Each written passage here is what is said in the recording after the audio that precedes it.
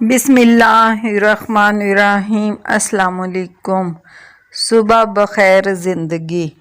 اللہ کی ذات جسے اپنے اندر نہیں ملتی، اسے مندر مسجد کسی بھی جگہ وہ ذات نصیب نہیں ہوتی، اور جستجو اپنے اندر کرو جسے ذات خدا مل جائے، اسے مسجد مندر کی حاجت ہی نہیں رہتی۔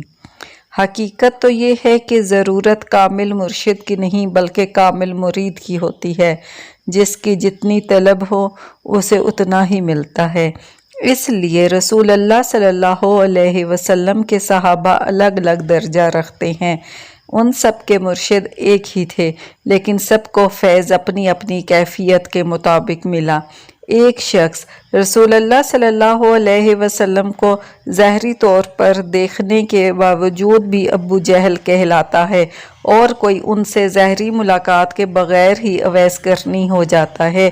اس کا مطلب یہ ہے کہ مرشد برستے بادلوں کی طرح سخی ہوتا ہے، جو ہر زمین پر یکساں برستا ہے، مگر پتھر اس بارش کو رد کر دیتے ہیں اور بنجر رہ جاتے ہیں، اور زرخیز مٹی اسی پانی سے سیراب ہو کر اپنے اندر چھپا خزانہ ظاہر کر دیتی ہے۔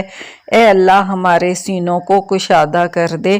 آمین ثم آمین یا رب العالمین۔ Okay, take care all. اللہ حافظ۔